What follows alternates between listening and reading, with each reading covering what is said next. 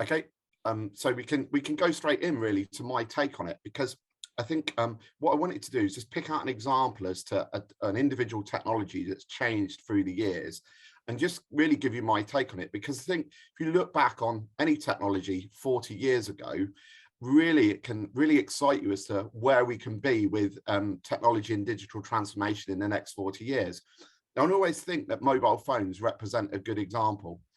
If we were together, I'd get some of you to put your hands up as to if any of you had one of those brick phones in the 80s. I'm sure probably statistically one of us might have. But if you think about that phone in the 80s, all you could really do, they weren't very commonplace, they were quite rare. And all you could really do was actually make telephone calls on it. What a treat. And my first experience of mobile phones, it wasn't actually a strictly mobile phone at all. My granddad had a car phone in the 80s. And we were absolutely obsessed with getting him to take us out in the car and make a call back to our nan on the car phone to say, what's for tea? We were so obsessed that you could make a call on the move. But obviously life moved on, and we moved into the 1990s. And I bet there's a good few of us that had one of those Nokias. I think they were 6310s with the gold screens, the gold covering. And wow, what a difference, because by the 1990s, you could actually send a text message and talk to your mates. I actually got my first mobile in 1999. And what was interesting about that tech was that the phone I had, the address book wasn't linked to the text facility. So you couldn't actually automatically send a text. You could send a text, but you had to write the phone number down or remember it and then type it in after you'd done your text message. That's not actually that long ago when you think about it. And really, when we come to the 2000s, this is actually what got me to thinking about having this example today, because you probably saw the news, I think it was a couple of weeks ago, that BlackBerry are ceasing all production on their smartphones because they've just completely lost market share. And if we think back to 2003, 2004, how dominant BlackBerry were, it's a really good lesson for anybody in business. If you're number one in the marketplace, what that really means to me is that everybody else is gunning for your spot. And you've got to be really innovative and creative to keep that spot. You can't just keep doing the same thing. And BlackBerry, for me, got gunned down. Now, what's interesting about BlackBerry is in the 2000s, I was working in an IT support department, and we were busy giving these out. And someone came in one day and said, I got my BlackBerry, thanks very much. Is it possible to get my personal emails on it? And we said, no, we don't do that. And he quickly left the room.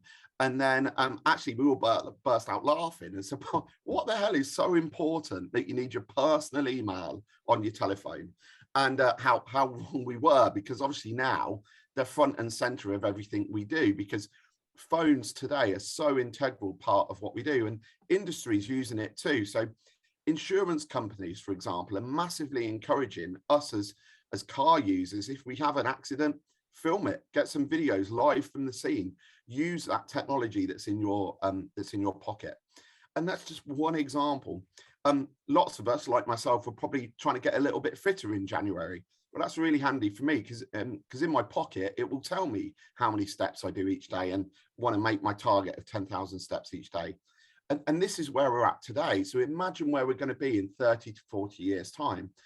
And how does a council deal with that? And how can a council take advantage of that opportunity?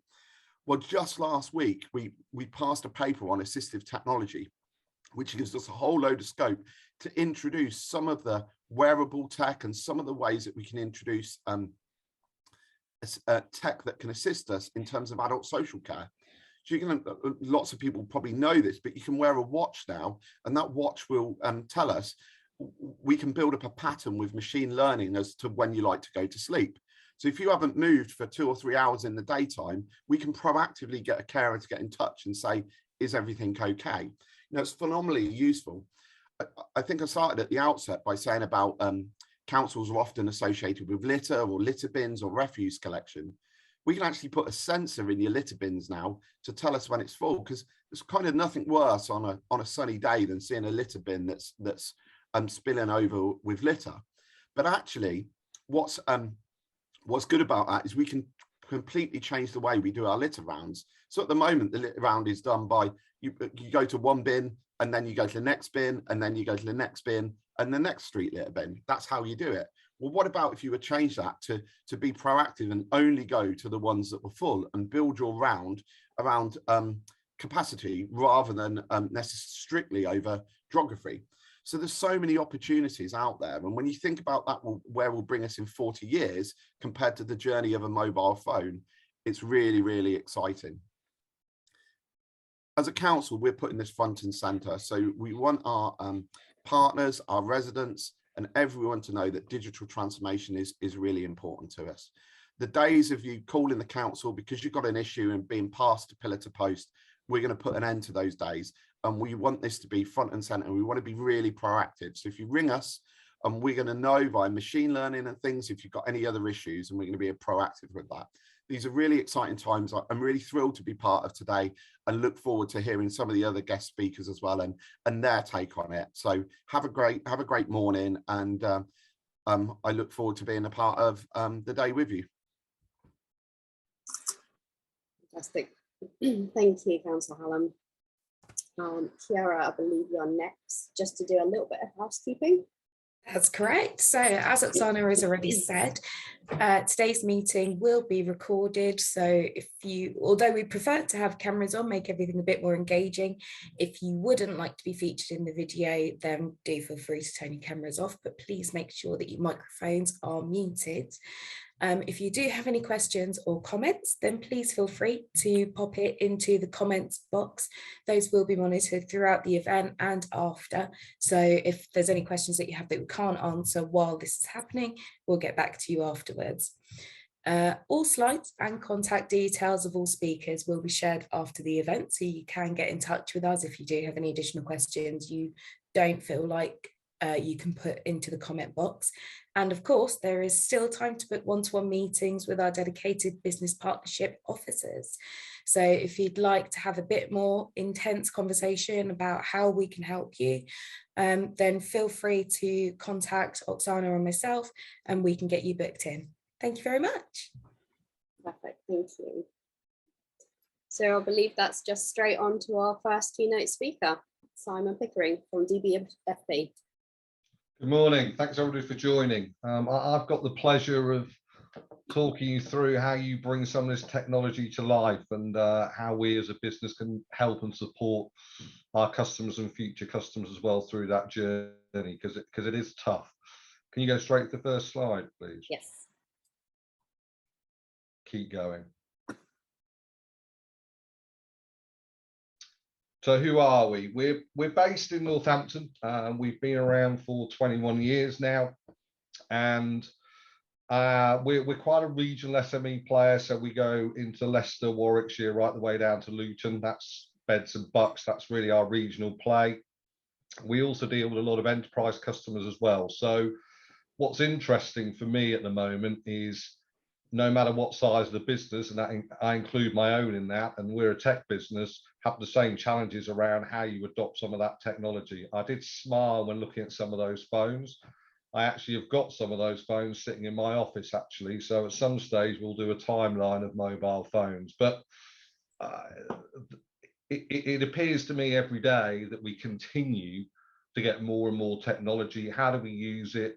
How do your customers want to use it? How do we consume it? What's right for you? And that's really why we as a business have got involved with Beds University on this, because whilst I run a technical business, that doesn't mean I'm the most technical person in the world. So I look at it quite simply. It's there to help do one of two things. It's either going to grow our revenue lines, or it's going to improve that customer experience and make us a little bit more margin efficient. So we are independent, which means we can be agnostic with who we use. In other words, we can sit with our customers and really understand their business, understand how they want to communicate with customers, and ensure that the right solution is delivered. And that will very much be tailored by customer, because every customer is different, therefore every solution doesn't fit.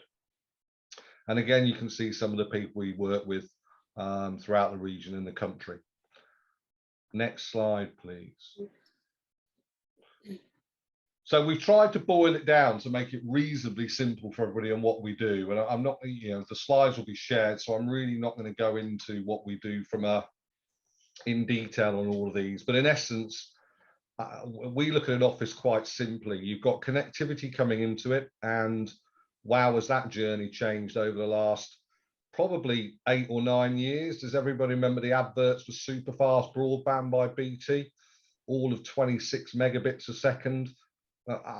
I look at that now, and a lot of you will have kids, and they've all been distance learning, some of them on Teams, some of them on Zoom. So certainly for my household, we have 2 kids Teams and me trying to hold Teams calls with my business. Well, all I heard was Wi-Fi doesn't work, connectivity is rubbish, and I run one of these businesses, so I can't imagine super fast anymore. Well, I mean, we just don't talk about it. We talk about ultra fast and speeds up to 1,000 megabits a second up and down. So the world has moved really quickly, and I'd say that's changed from about 2015.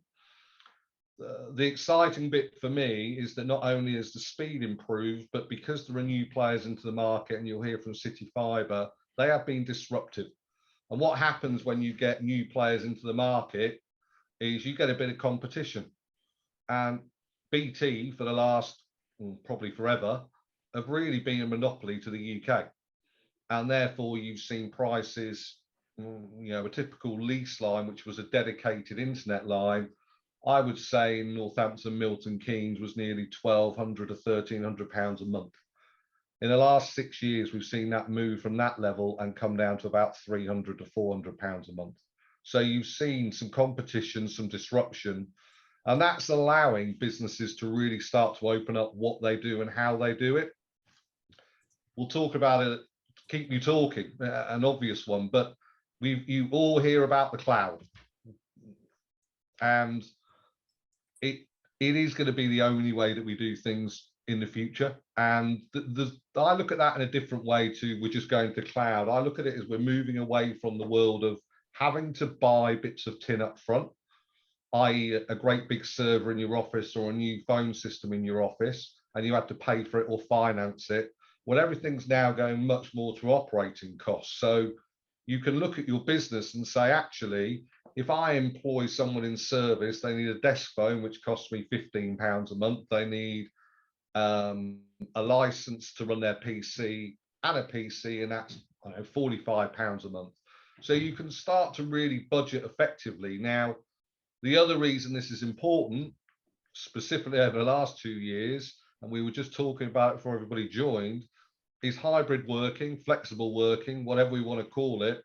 We are moving to a phase now where people do work from home. And how do your systems talk to one another? How easy is it for your employees to dial into your platforms? Now, it can be quite tough. If you've got an old phone system in your office, they'll all go to mobile phones. Well, technology's moved. So cloud telephony is important for a business. Cloud computing is extremely important for a business. Mobility, you know, that's your mobile phone, but there's a lot more beneath it. Security, you know, if we could get rid of Partygate out of the papers, you're going to hear a lot more about cyber attacks. They're coming. You've heard about, you know, I'm reading about crypto now and how people are moving towards that, but you're also hearing about a lot of scams out there. So securing your data for GDPR, from being scammed, from being, is going to be more and more important. Therefore, that is a critical area. So there's so much to take in, but you've got your business to run while thinking about all of this. So one of the other areas is, who do you partner with? Well, that's kind of where we come in. For us, it's about taking you through that journey, understanding your business, but once you're in life, is supporting you and making sure that we're delivering what we should be delivering. And as your business evolves, we work with you to improve it. So that's kind of DBFB and what we do. Normally now, can we go to the next slide? I'd normally have a bit of fun with everybody if we were together, but this is going to be quite tricky. So let's see how quick everybody can text, and I'll go through this pretty quickly. Anybody know the world's largest taxi company but owns 0 taxis? Anybody got it? This should be an easy one. Come on, let's give the answer. Otherwise, I will run out of time. Uber. Way well done. Most popular media owner creates no content. Click Click again. Yeah. If you keep clicking now, the answers will come up. I think everybody's getting the point. Can you click one more on the slide? Oh, sorry. Go on, and again. Go on, and again. And again. And again.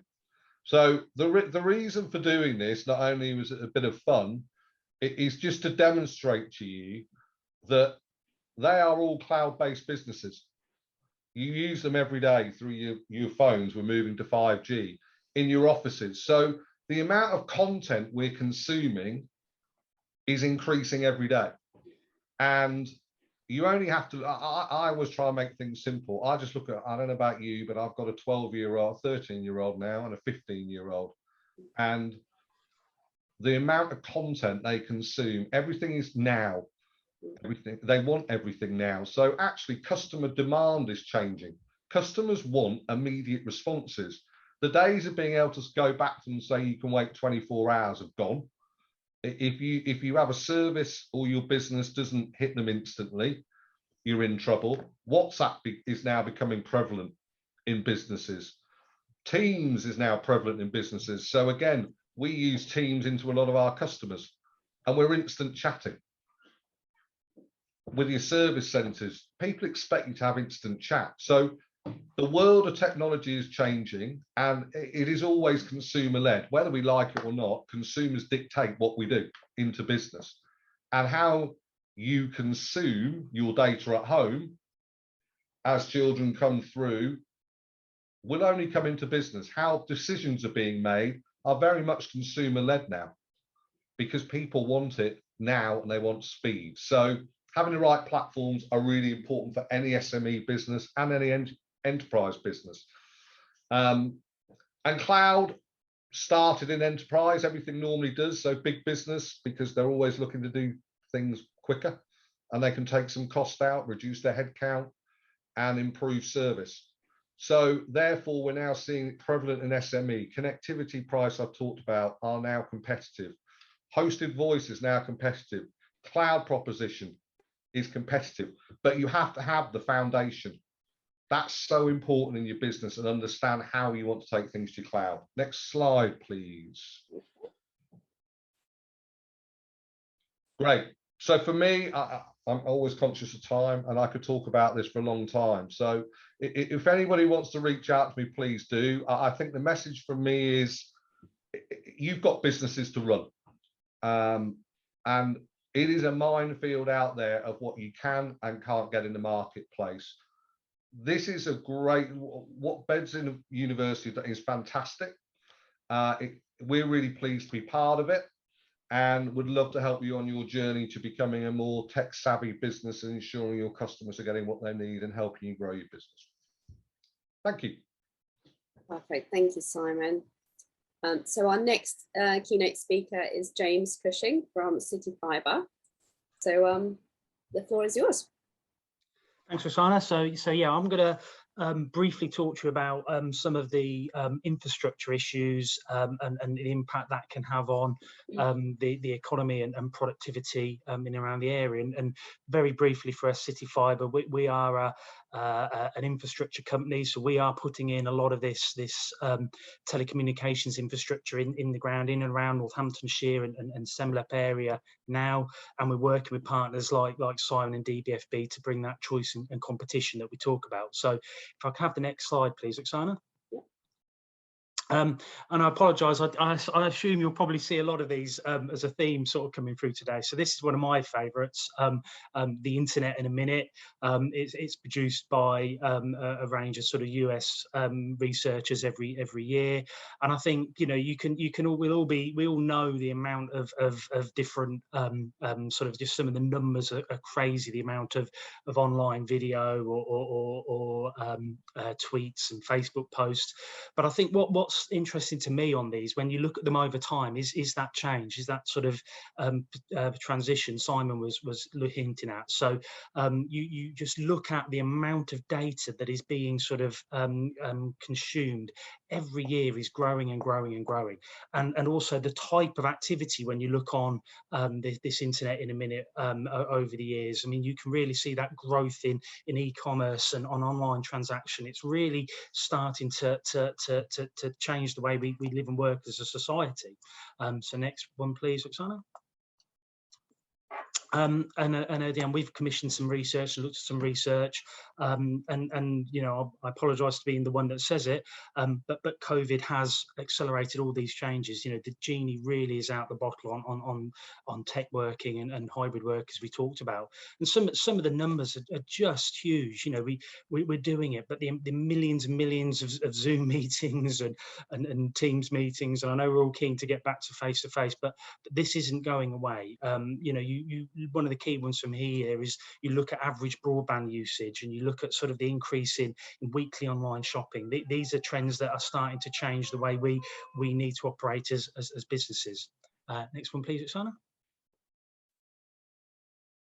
And I think, you know, very, very pleased to hear Councillor Hallam sort of positioning West Northants earlier.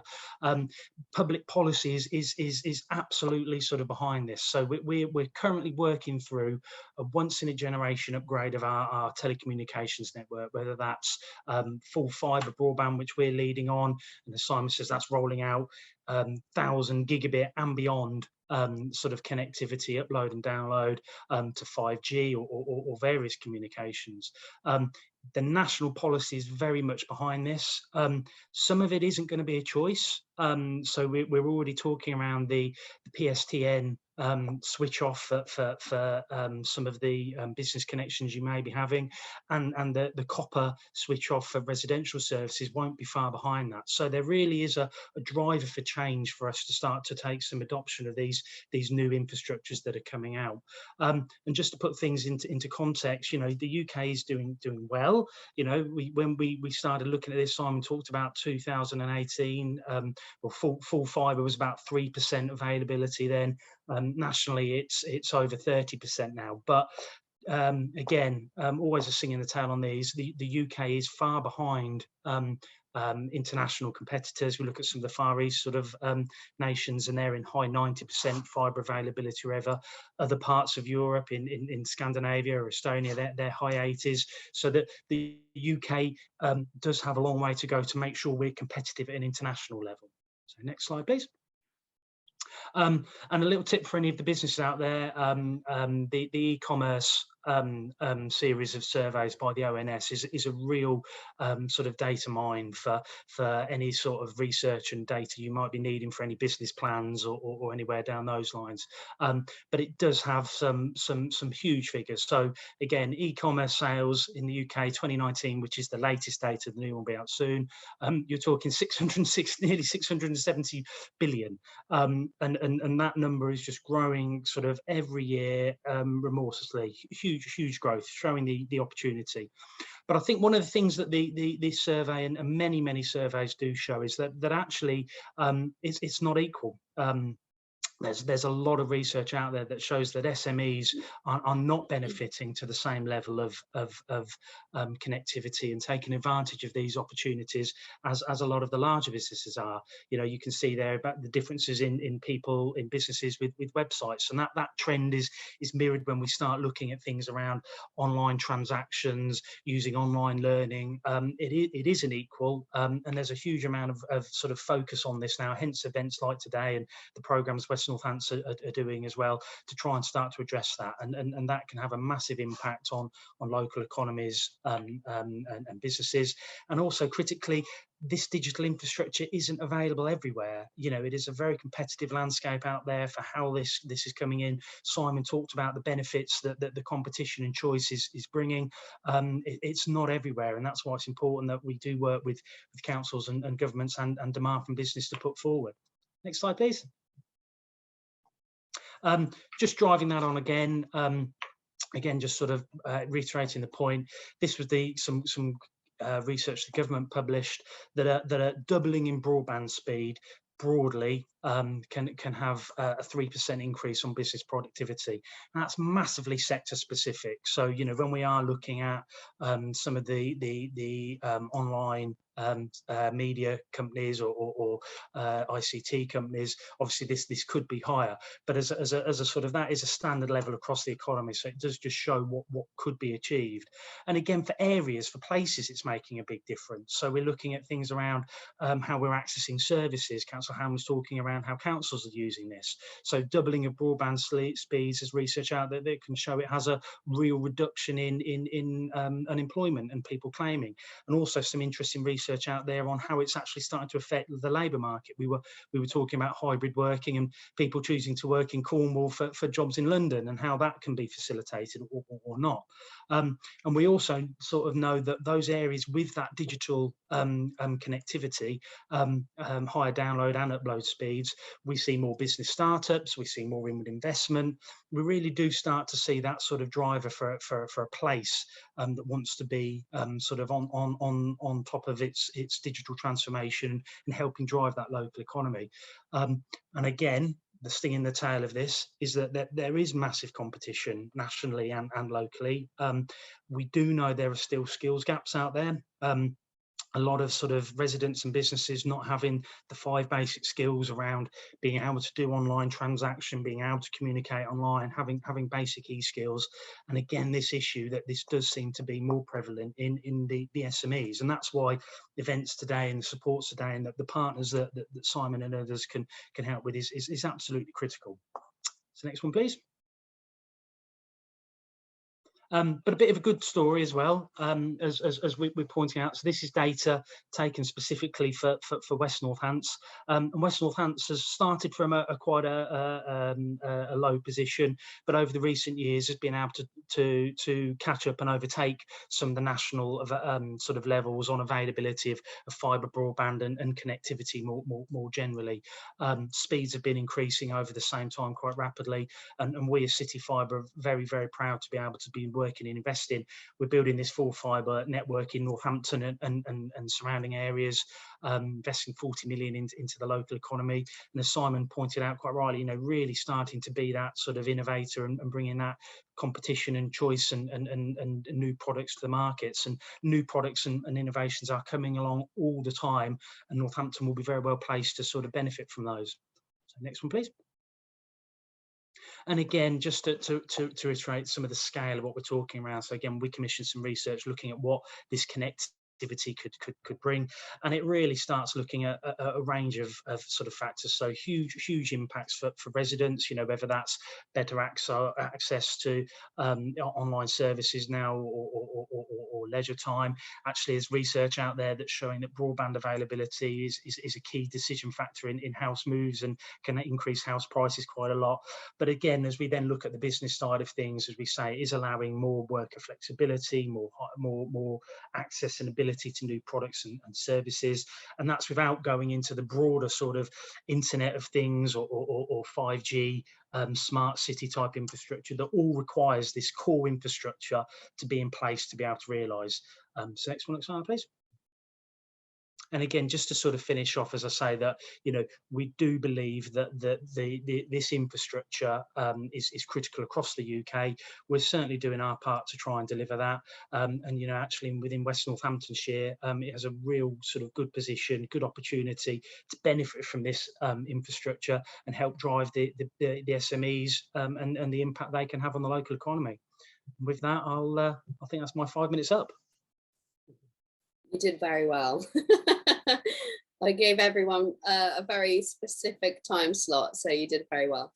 Thank you very much, James. I will now pass you over to Karen James from Lilac James.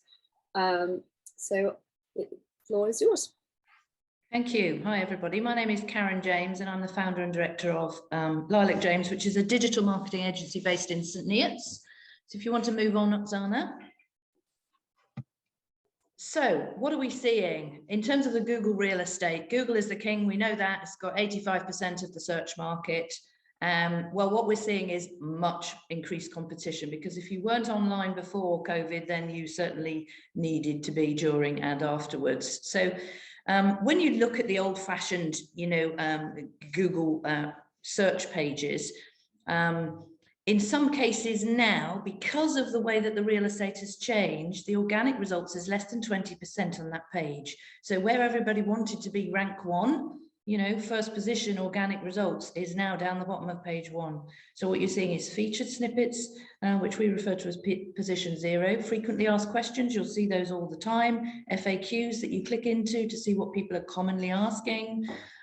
Google wants to give local people local results, and it knows where you are from your IP address. So you'll see a Google Maps section appearing on lots of searches, and where that appears, that will take 25% of the page clicks. And you're also seeing a massive wave towards Google Ads. So there's now up to 8 Google Ads position on a mobile device. So you've got to do a lot of scrolling before you get to the organic position. So the world, Google world, has changed, and you need to be changing with it. Can we move on, please, Oksana? So what does this mean? Well, organic position rank 1 is no longer utopia. High volume keywords are often out of reach. Other speakers have mentioned the fact that the e-commerce market is burgeoning massively. You have massive platforms out there selling products. You cannot and you will not compete with Amazon. So it's important to be realistic, and you need to cut your cloth, basically. So customer research and analysis is key. Who are your customers? What are they looking for?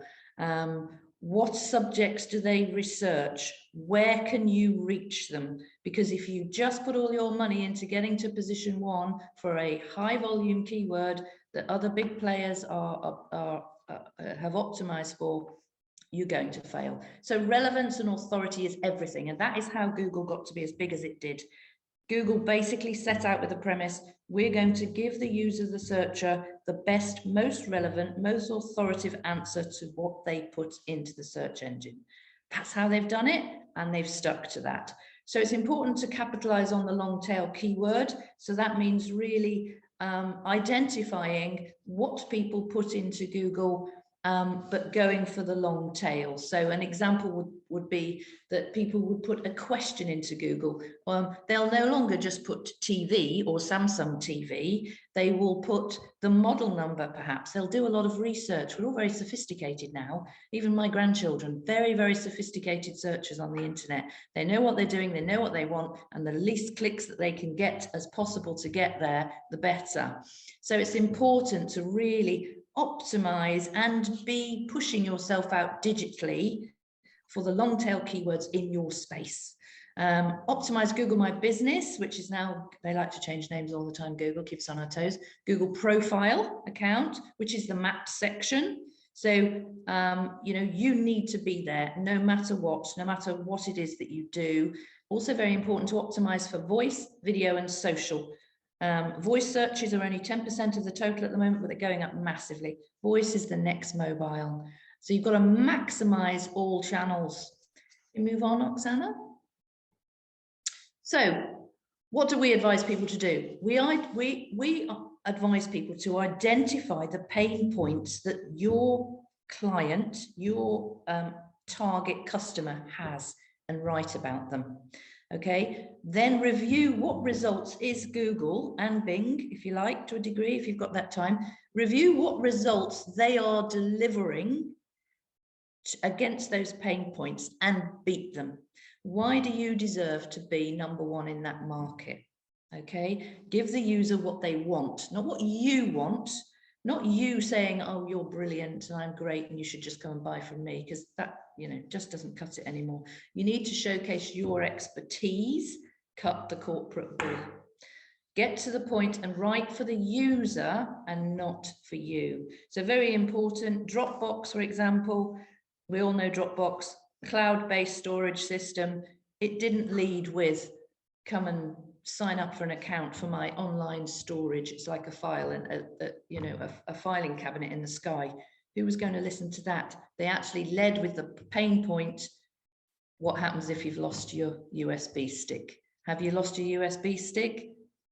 What do you do about that? That's what they led with, and that's where they are now. So yes, write for the user and not for you. So what all this means is a content strategy. Content, you've heard it and heard it and heard it. But this is why content is king. And if you look at all of the big sites out there that are doing well, they've got lots and lots of long tail, informative content, which answers customers' questions, pain points and research along the stages of the buying cycle. So we very broadly look at AIDA, so awareness, interest, desire and action. If someone's aware of your product, they're interested in your product, they have the desire for your product, and then they have to take action.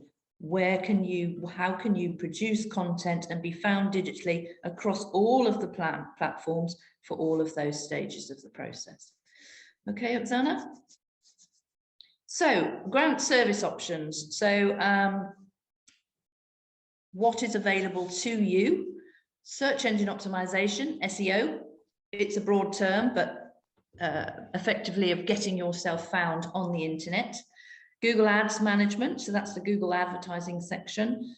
Social media organic management. So 69% of the whole population in the UK is currently on one form of social media platform or another. It absolutely cannot be ignored. So organic management is the process of posting content on a daily basis across all of those channels to reach your targets. Social advertising campaigns. What a lot of people don't know is that all of these social platforms have now been very well monetized. So whereas previously you would post 5 years ago, if you posted an organic post, it would go to all of the people that had followed you and liked your page. Now that's estimated to be less than 10%. So unless you're advertising, boosting and sponsoring your social posts, they're not going anywhere. So social advertising campaigns are particularly important, obviously depending on your sector. If you manufacture, electronic widgets or screws and bolts, maybe not so. And digital marketing consultancy. So obviously, sometimes what clients need is just an understanding, a realistic understanding of what options are available to them and what is advisable and what is achievable for them in their sector. That's it. Was I within 5 minutes, Oksana? Yes, there you go. That's me with shorter hair. Perfect. Thank you, Karen. You're welcome. So that's our 3 keynote speakers. I will now pass you over to Chiara, who's the Productivity Escalator Project Manager, which is obviously the project that is a main sponsor of this event. Just a quick reminder to everyone, all of the slides as well as the recording will be shared. So you will have all of these contact details. So if you have any questions today, please do pop them in the chat. Otherwise, as Chiara said, you will have the contact details, or you can just come directly to Chiara and I. Thank you, Chiara. Okay, thank you, Oksana. So, Productivity Escalator, the whole event, as you've probably gathered by this point from our lovely keynote speakers, is about preparing your business or pushing it further into the digital space and getting yourself ready for this. I know it's an overused phrase, but the post-COVID world. So the first thing we need to start with is what makes your business eligible for the project. And actually that's really nice and simple. So we want to help the smaller businesses in the region, so those who have under 250 employees and who aren't earning, £43 million a year. So I think that's probably most of you. If you are eligible, that means you can get access to our fully funded consultancy, which means you don't pay a penny. You come to us and we will link you to a relevant academic who will be able to have a chat with you, see what's going on in your business, what needs improvement. It could be areas such as what Karen has spoken about in terms of increasing your digital presence in social media or on Google and how it would work best for you. It could be something like what James and Sam has been speaking about in terms of you need to physically improve your telephony or your broadband speeds, things like literally anything that is sort of digital and will help boost your productivity. Not only is it from an academic consultancy point, you could go down the route where we pay for a graduate to go into your business and sit with you for roughly 8 weeks and help solve a problem that way instead. Again, we are paying for that, not you. You don't put a penny towards it. That's the bonus of this project. And once you've gone down one of those 2 routes, you can then apply for a grant, which can go towards purchasing some kind of equipment that will help push your business forward, or further consultancy, again, possibly from one of our lovely guest speakers. That grant can be up to £6,000, depending on how much you're looking to purchase. Or if you want, you could go for an even bigger project where we will pay 50% for a master's by research or a PhD student to work within your business and do some real drilling down into how to push your business into that next step. Next slide, please, Oksana. So, as I said, productivity escalator, we're looking at businesses who are looking to do more online, increase their kind of digital technology. You might be e-commerce, you might just be a manufacturer, but you haven't quite got your website up and running, or your social media is a bit lackluster, you've only got 5 followers and you just haven't had time to do that yet. So it's looking at how to get around those problems, get through those sore points. We also have the facility to help increase your broadband capacity if you haven't already done that yourself. And as again, going back to the kind of the bugbears of funded projects, what makes you eligible is the 250 employees, but also being based in what is called the SEMLEP region. I'm not sure how many of you are familiar with SEMLEP as an acronym, so South East Midlands Local Enterprise Partnership. Generally speaking, that runs from the base of Luton all the way up to the tip of Corby, actually, and the surrounding areas, including Milton Keynes, Bedford, Dunstable, Northampton, as obviously responsible with Northampton Council today. But if you have a bit of a question as to whether or not you're in the SEMLEP area, put it in the chat and we can help you figure that out. That's not a problem at all. Next slide, please, Oksana. So what are some more detailed things that the project could help you with? As you can see here, we've got a few little details going on. It can help you improve productivity within your business, figuring out how you want to kind of collate your staffing to help improve what's going on for the future, giving yourself some digital tools.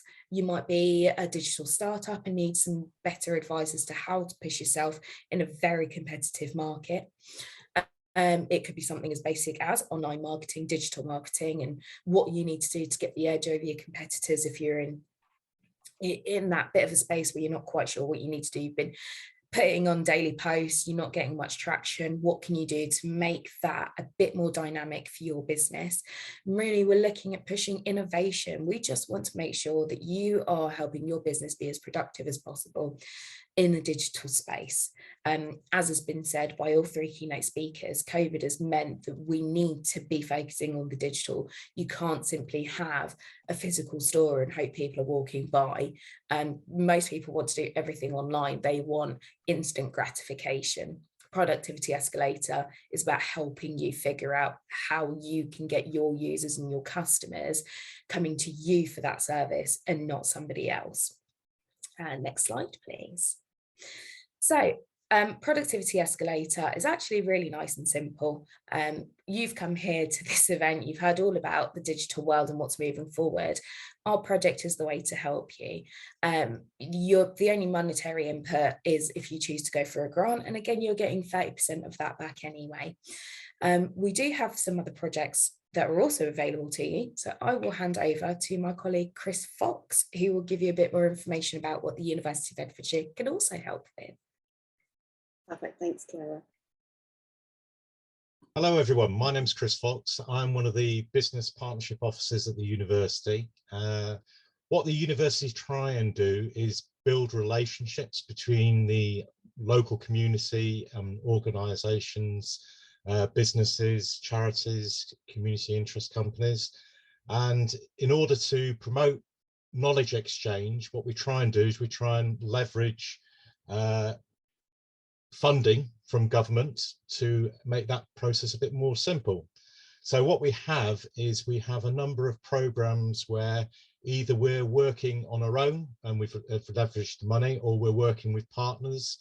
And one such partner that we have at the moment is working with SEMLEP, which is with Wenta. Next slide, please.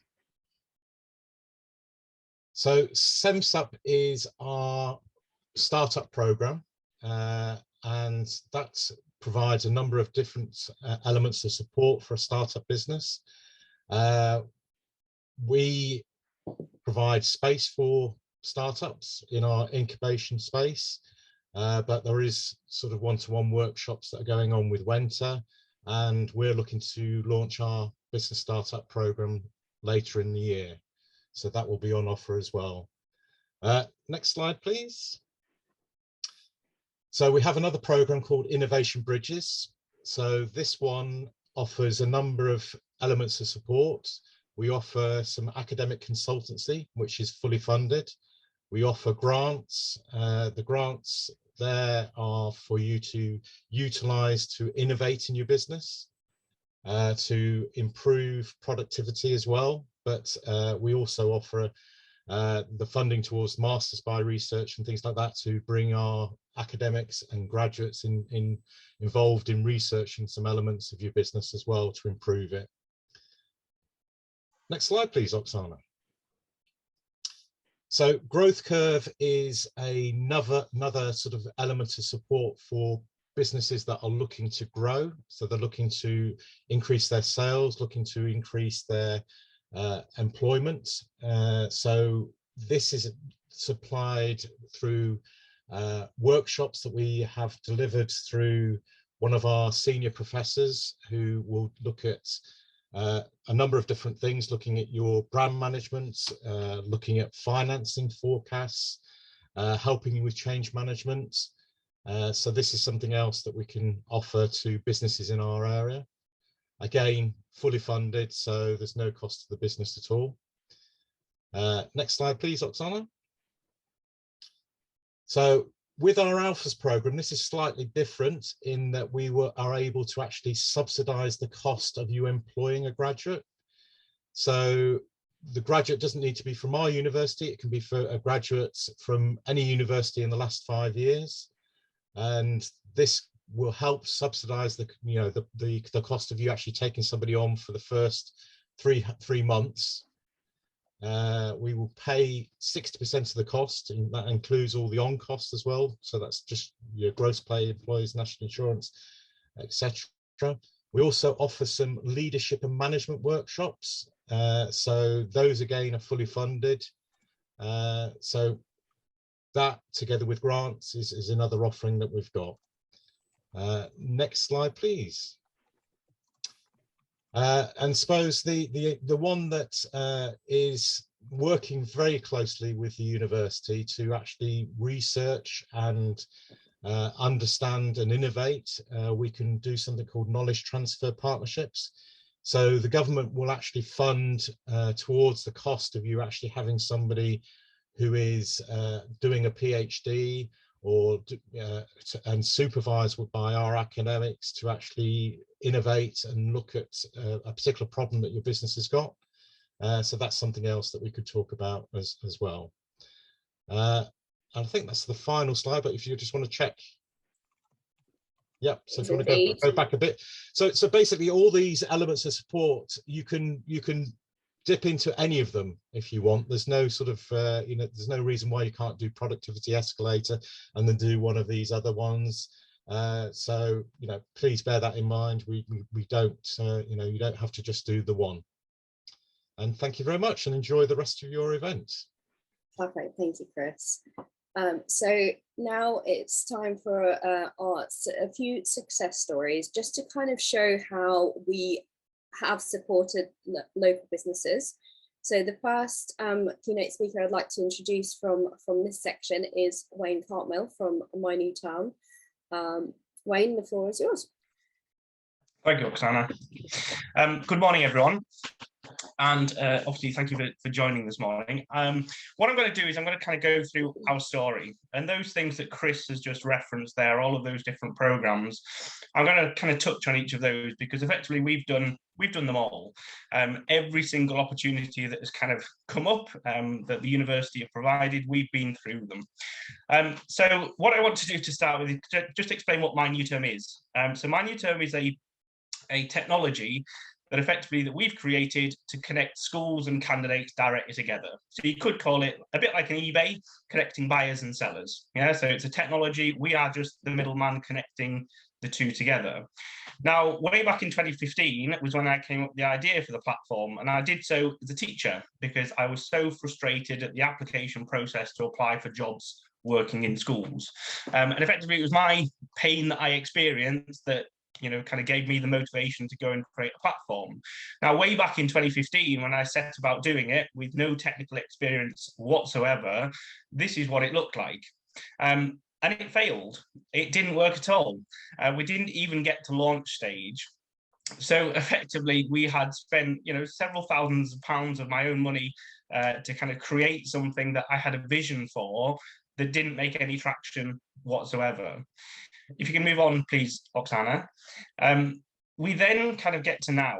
And if I kind of just explain kind of through those, 7 years as we've been going through the particular process, it's as a result of really seeking the support of people that can help. And the University of Bedfordshire being, effectively such a valuable partner that we work with through all of their support programs that they have offered, whether that's academic support, consultancy, grant programs, so many different things that they have supported us with to get us to a level where we now have a platform that really is making significant traction, initially very geographically in terms of proving the model, proving that it would work. It was a very innovative concept that took a long time for certainly schools to kind of really embrace.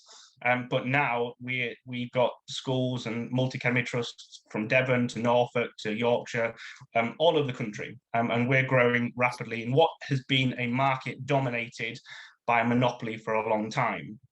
And just to demonstrate that with the next couple of slides, if I could, to kind of just show our journey.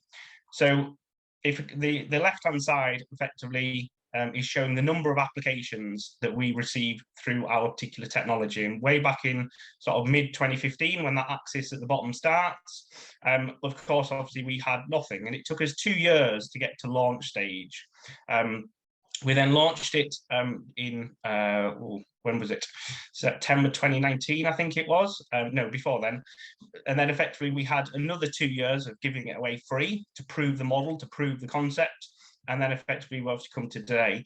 It took us 4 years effectively to get to 10,000 applications. Now we get 10,000 applications around about every 3 months, but that is really growing exponentially. And we expect for that to grow considerably as the technology really evolves. And the next one, please. And again, just to emphasize the growth that we've experienced throughout that particular period, this sort of axis just shows the same graph, effectively, number of applications, but showing it as a comparative bar chart.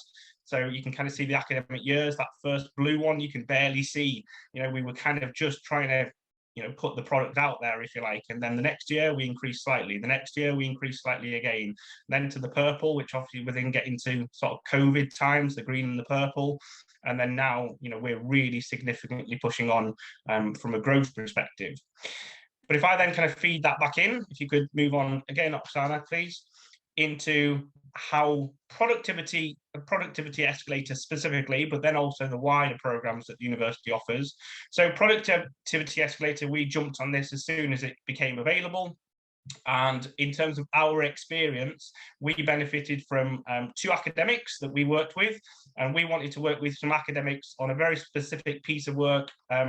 We actually chose 2 academics in the teacher education department based in Bedford, because we were looking for some sort of CPD and events that we were looking to kind of incorporate in. So we worked with them. They provided us with like a research proposal, so like a literature review effectively. And then following on from that, based on some of their their findings, we then accessed a grant, and that grant was to go and develop a mobile app. And based upon obviously many of the things that people have referenced this morning, effectively you can see why a mobile app is the next logical step for us to be going into to help us really scale what we're doing. So the mobile app is due to be launching in the next couple of months, and that, you know, it's something that we would have naturally gone into anyway, but this grant program really, you know, pushed us along and enabled us to be able to access to do so, because we have no external funding. We've taken on no investments or anything like that, so we are purely bootstrapped, and it's as a result of these sort of programs that have really helped us to be able to do that.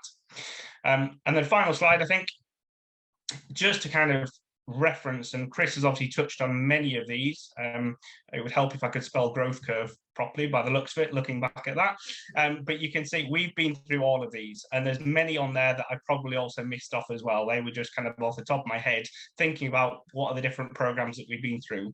Once you kind of get the hang of it in terms of what you need to do and really think about how that particular program could benefit you, they are such good things to go and do. You know, they're no-brainers to kind of go and access that particular level of support that you can get for your business. And I've said many times before that I wouldn't have a business if it wasn't for the University of Bedfordshire, SEMLEP, and all the different programs that we've been able to access because of that level of support that they've been able to provide to our business. So I would highly recommend reaching out to the people that that have obviously organised this today. Thank you very much, Wayne. So the next keynote is Lilac James again. Karen? Sorry, unmute myself. Okay, well, mine is not quite as nearly as impressive as that, but the challenge that we had was upskilling junior members of the team, and, you know, bringing in new members of the team to come up through the ranks, really. And that can be difficult, it can be expensive, you've got the recruitment cost, you've got the time element involved. And, you know, being a relatively small team, you know, there's only 8 of us, succession planning is really important, because particularly in digital marketing and where we are located as well, we've got Cambridge on one side and London to the other, you know, staff do migrate, so we've got to constantly sort of feed that pipeline. So what we did was we signed up for the Time to Grow, so we had a graduate recruitment program which gave us 280 hours, so 8 weeks at a 60% saving. Okay, so there was 0 recruitment costs, and the total cost to us for those 8 weeks was £1,481, so just under £1,500.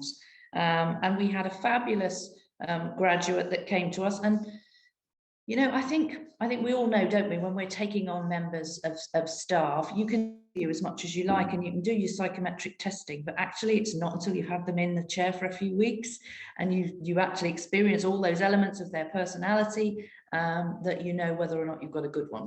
So here's our good one, Robbie Ackner. So November 2019, he came in as a graduate placement on the Time to Grow scheme by the University of Bedfordshire. He's now a full-time employee. He's a digital marketing coordinator, and he's a little gem. It worked for us, and we'll be doing it again. That's it. Thank you very much, Karen. And our next speaker is Jenny Murray from LSG. Sorry, I'm muting myself. So ours is very, very unimpressive. So I think we started off with the best one with Wayne, and we've ended up with the worst with me. So it's That's very unimpressive. I would disagree. Very unimpressive. If I could have the next slide. So we are privately owned UK manufacturing company in the life science space. So we predominantly manufacture for other companies. We do small projects for research companies and various other people, but we have some large life science companies that we manufacture for who are global. We've been incredibly busy in the last couple of years because of COVID, the hated word. So we've been supporting the DHSC and manufacture of components for the COVID test kits, but that's now drawing to a close. One of the things that we've noticed, which is becoming increasingly apparent, because we've been so busy for the last couple of years, we've become very inward facing. So we've been very much looking at manufacturing and getting product out the door, and we've completely forgotten our other customers and the fact that we actually need to do some marketing. So this is really where we are at the moment. We're poised on actually looking at our digital marketing and how we need to do that. So if I could just take him for the next slide, which takes us through some of the things that we've done. So we have 3 divisions. So we have the custom manufacture company, which has a few reagents which we sell. We also do de novo antibody, and we've also have this new diagnostic kit services. So we've developed a lot in the last couple of years, but we're now sort of poised to try and work out how to do that. Now, that development's been partly supported by the University of Bedford. And if Oksana, you can go to the next slide. So I'm going to move you all out of the way so I can see what I've actually got here. So we were introduced to University of Bedford by Gordon Brady, who has been absolutely amazing in the support that he's given us, along with Kiara and Oksana, who all do a terrific job. He's been key in continuing to contact us and let us know about various funding opportunities. He has also been really key in talking to key staff members and telling them about what's going on. It's not just about me, it's about everybody in the team being aware of what's available and the level of support that's out there. We've have had one very successful Innovate UK project with the University of Bedfordshire, which was during the COVID pandemic, which ran for 6 months and ended up developing, I think we're 9 different inactivation buffers for the collection of samples, viral samples, to allow for safe testing. And that was carried out with Robin Mayton at the University of Bedfordshire. And we have a student embedded there. The funding's finished now, but that project is still ongoing. So we're still working with them. And that led to introductions to other groups within the university and really understanding what the university could offer us. So like a lot of things, we went through the growth curve. We've had one of those projects. Unfortunately, the candidate didn't actually stay with us after the initial 3 months, but it was very hopeful. He worked on a particular package, and that was really good. We've had image funding. We've had an innovation bridges funded project, but that's actually stalled at the moment, and that's due to some changes, staff changes within the University of Bedford, but we're working on getting that moving again. And we have a productivity escalator project currently ongoing, where we're actively looking for a candidate to run that. So the support we've received is great. And I think it was Wayne that said, if you really get the hang of this, it becomes very simple, and the whole process becomes very straightforward. I have to say, in my previous business, I had never sought external funding. I didn't even know this sort of external funding existed. So really, when starting this business back in 2014, finding that you could get this level of support, and really, we've never gone for outside funding in anything. So it was a bit of a sea change for us to actually say, we need help. And I think to actually approach university and say, look, this is where we are, this is where we want to get to. Can you help us bridge this gap, this knowledge gap? And one of the things we did, which wasn't with Bedford University actually, but was with the University of Coventry, is a very successful Innovate UK knowledge transfer partnership. And somebody spoke about knowledge. I think it was Chris who spoke about knowledge transfer partnerships earlier on. I would highly recommend them. Ours was a 3-year project, very successful. We ended up with a very innovative and disruptive product at the end of this, which is due to be launched anytime soon. So we were very happy with that whole process. So as I say, I would really recommend it. So thank you, Bedford. University of Bedfordshire has done a fantastic job of supporting us, and I hope you continue to do so, because we'd really like to apply for this digital marketing one now. So thank you. Perfect. Thank you, Jenny, and absolutely. We're always here to help. And the fantastic thing is that if there is a partner that is actually more suitable. So obviously Jenny mentioned about sort of working with other universities.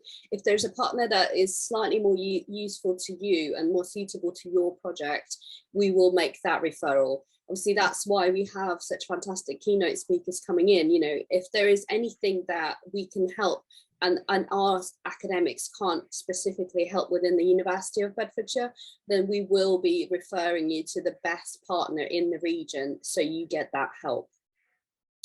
So not to keep on, our next keynote speaker is Councillor Bowen and from West Northamptonshire Council. So I will pass the mic over to you.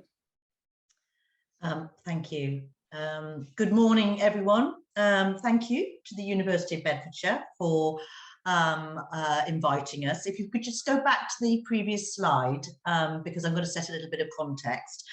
First of all, lovely to see so many people of you on screen, and also to learn from the three initial speakers. I'm really, really very interested in that. And I'm delighted to be able to speak to you this morning. Just a little bit of background. My background is actually in business, both in the UK and internationally. And it's only in the last 5 or 6 years that I've moved into this more sort of public sector environment to support business. So what I wanted to do to start with is give you a little bit of context about West Northamptonshire Council, and hopefully that will give you a little bit of comfort of where we've been and where we are going. So we, as you will probably have heard from all the press, been on a massive journey. Last May, in the midst of post-COVID, or in the midst of COVID and post-COVID recovery, we merged the Northamptonshire County Council with Daventry, Towcester and Brackley offices. And we've gone from an almost bankrupt authority at NCC, a massive 1.2 billion support service, to a thriving West Northamptonshire Unitary Council. We have nearly 100 million in reserves, and in terms of credibility, the government commissioners who supported us through this transition said that we were one of the fittest and leanest authorities in the UK now, and that has set us up well to support this post-COVID recovery. Next slide, please. So a little bit about West Northamptonshire in terms of business investment, etc. You can see their massive investment in the area, creating 33,000 jobs. To the right of the screen, there are a few statistics which are very relevant. 405,000 population and nearly 20,000 businesses. That is a massive superstructure that we are supporting. You can see that we have pioneered in many areas. For example, the pioneer of Francis Crick, the DNA pioneer. But furthermore, we are the largest concentration of logistics operations in Europe. And digitalisation is absolutely critical to support those businesses moving forward, and it's fair to say that they have still some way to go in that arena. We are the home to Silverstone Grand Prix site. We have massive companies like Mercedes, but we have a lot of smaller businesses supporting those motor industry operations. And then we have the likes of the technology cluster like Cosworth, Carlsberg and Barclaycard as well. Not only that, we are a large county for providing and showcasing heritage organisations, which also creates small business structures. We are the home to 2 strategic rail freight terminals. The one is already there at Durft, but we have another one which is in the process of being constructed at the moment. So in terms of where we're at in terms of business, we have been voted by a number of organisations now, particularly within the insurance world, that support businesses on their insurance as the top place in the UK to grow and develop your business. So I think that sets the context for where we're at in West Northamptonshire. Next slide, please. So my cabinet area is twofold. What we're going to talk about today is economic development, but I also have another superstructure in terms of town centre regeneration and growth. But today I'm going to focus in on economic development.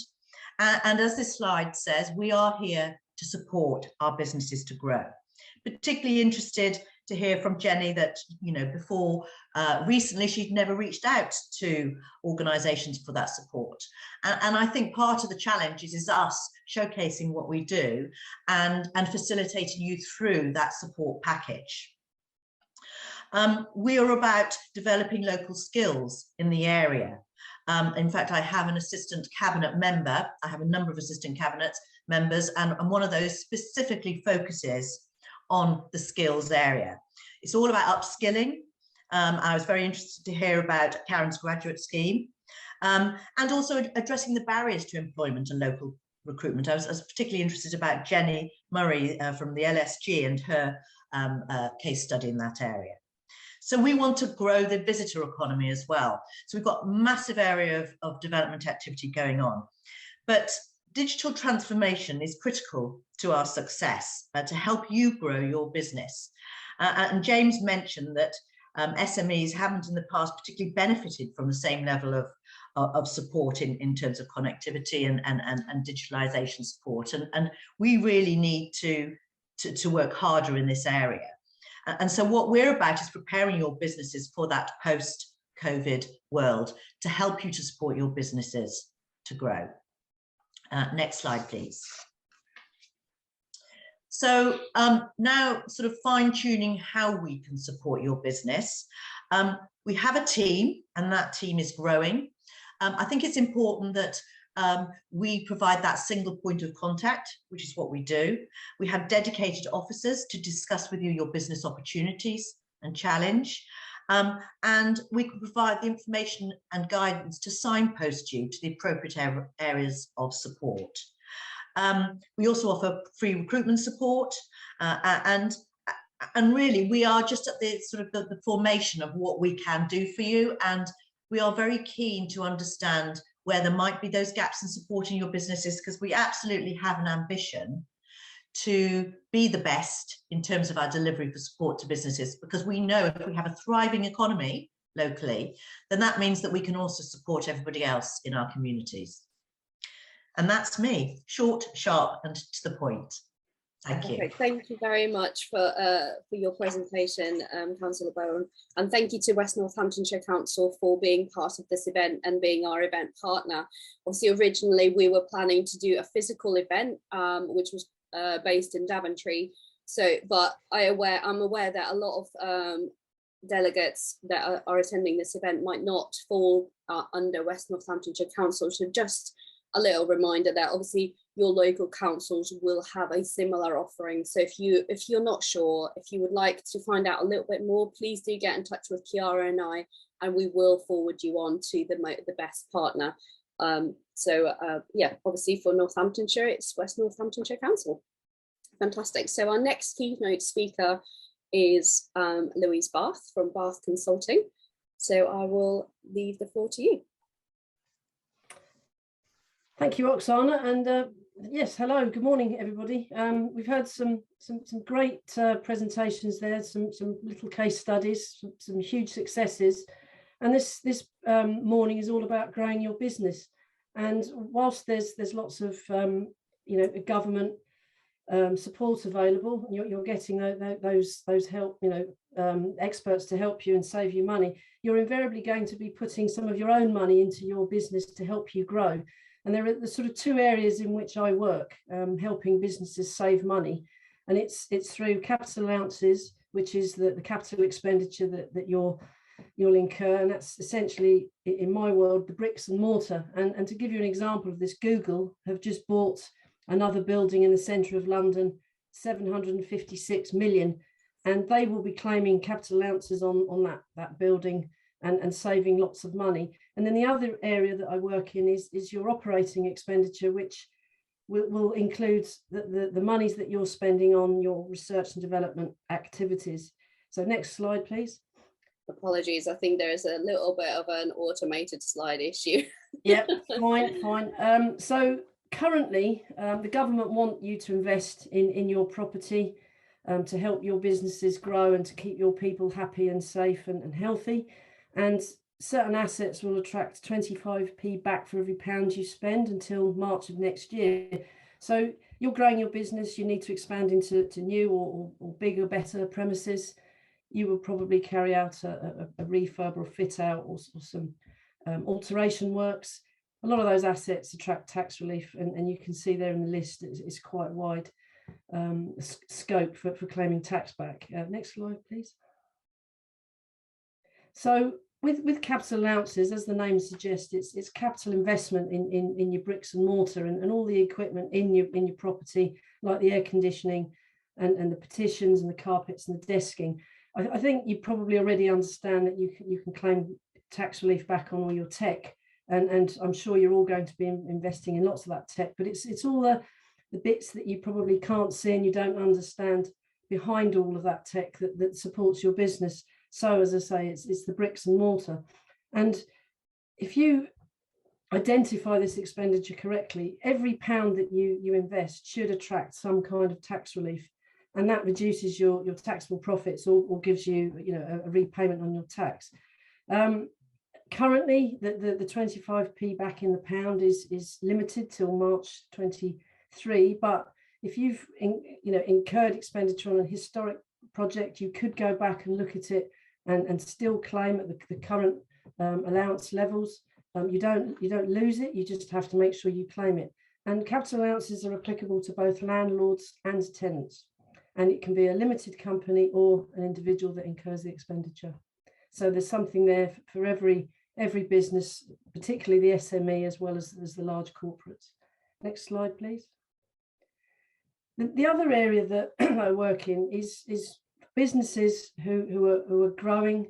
That they're doing their day to day. They're doing things to stay ahead of the competition. We don't want to end up like Kodak or BlackBerry, where we didn't innovate, we didn't invent new tech, and we didn't improve our existing products, and we fell behind, and then eventually we disappeared.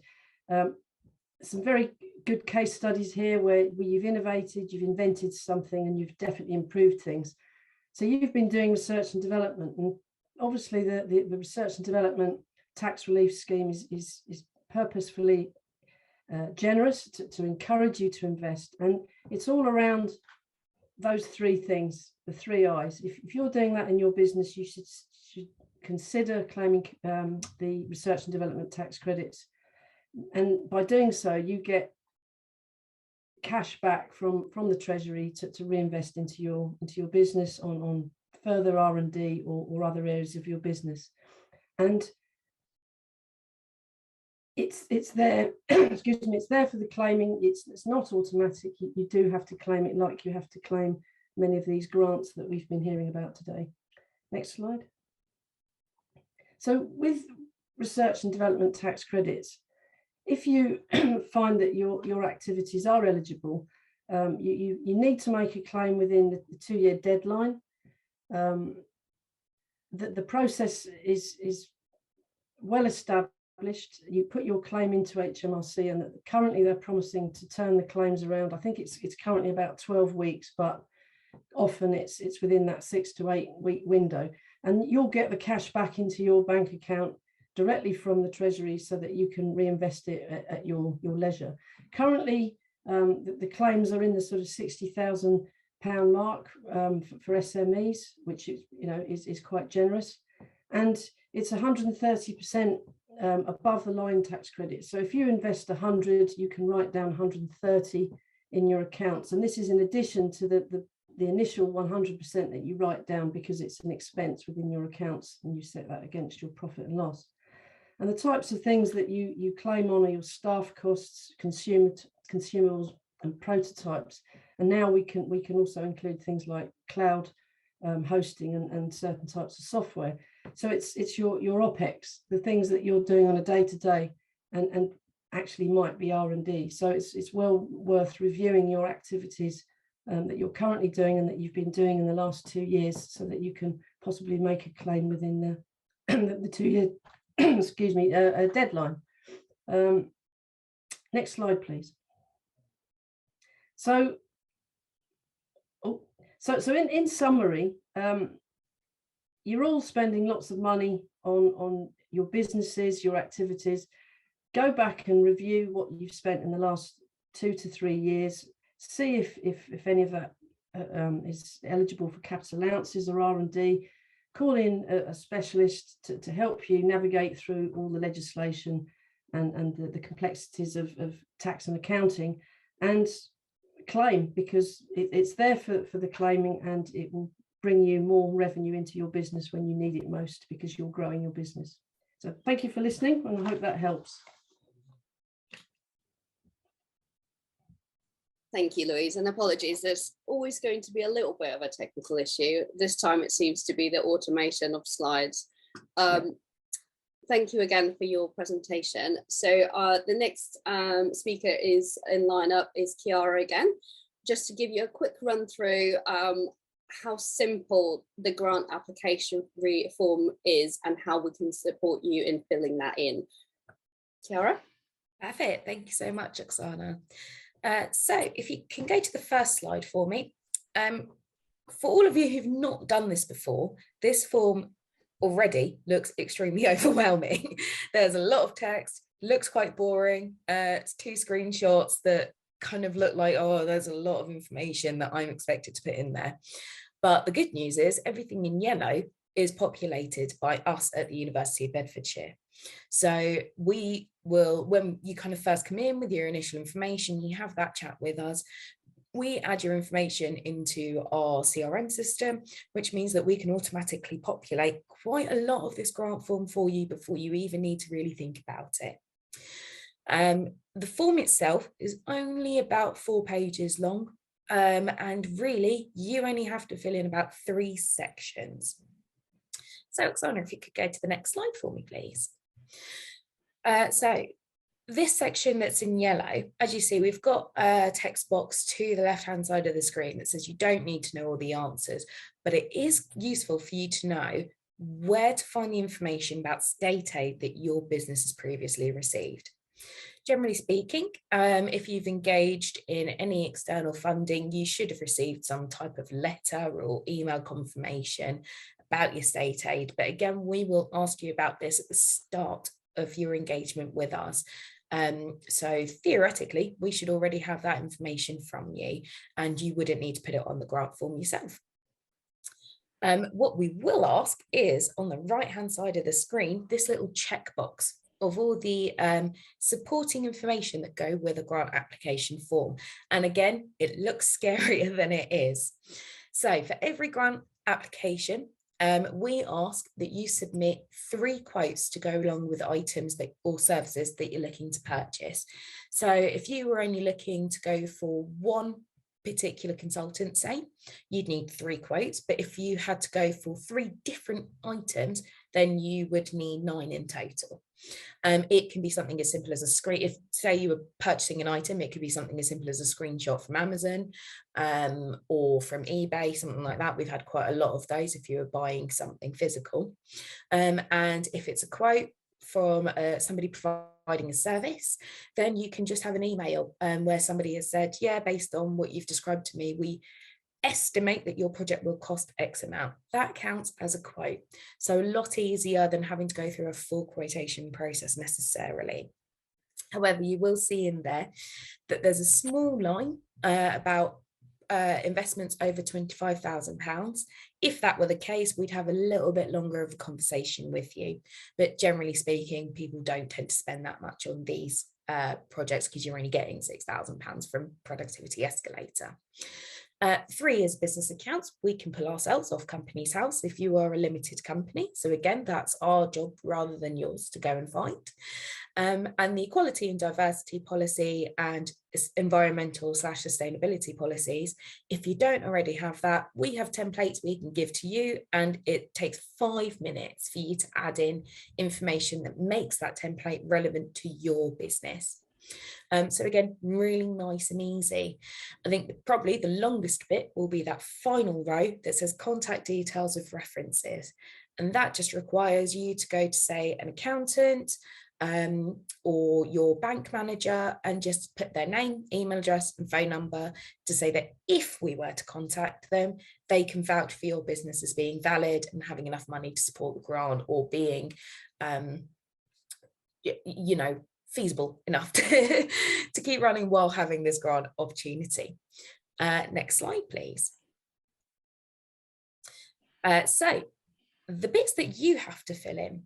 Over here on the left-hand side of this slide, you've got a table, which is where you would put in some basic information from the quotes that you would have gathered for the grant application. And as you can see, there's a highlighted bit to ask you if it's capital or revenue, and what's the difference. So a capital purchase is a physical item. So for example, we've just had a grant application from a company who were looking to buy some camera equipment. They're digital marketers, and they were looking to buy camera equipment to allow them to produce videos for their own clients to help with online engagement.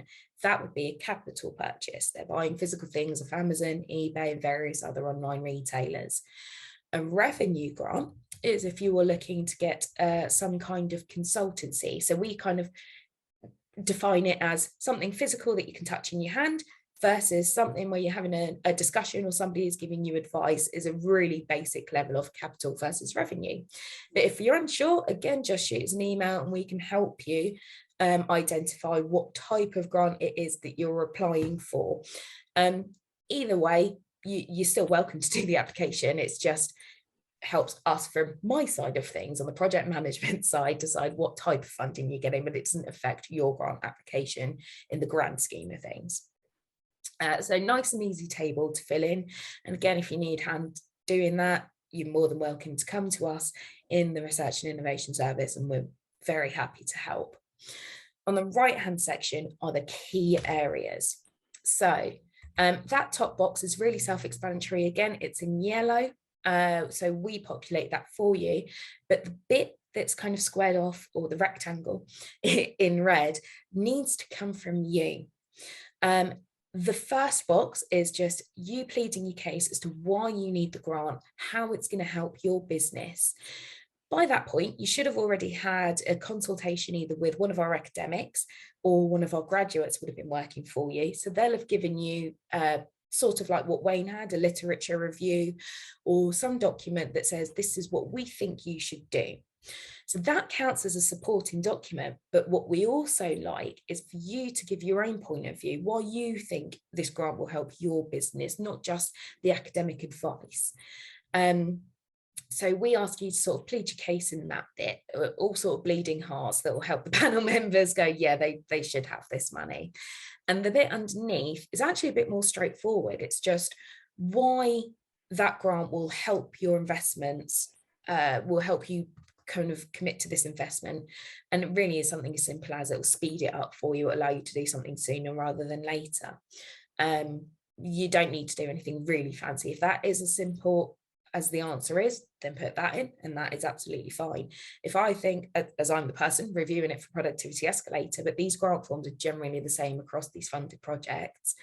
If we think a little bit of information is needed, then we will come back to you and just give you a bit of a prompt to say, maybe do this, and that will help with your grant application before it gets to the panel. So has anyone got any questions? We'll go to the next slide, because that is the end of the grant application form. It's that simple. If you do have questions about it, pop it into the chat function, or again, feel free to shoot us an email. But they're really straightforward. These grant applications always look scarier than they really are, and we're always at hand to help you fill them in. Thank you. Perfect, thanks, Kiara. And that nicely rounds our event up. I would then like to take the opportunity to thank all the speakers for their fantastic presentations and for making the time to come to this event today.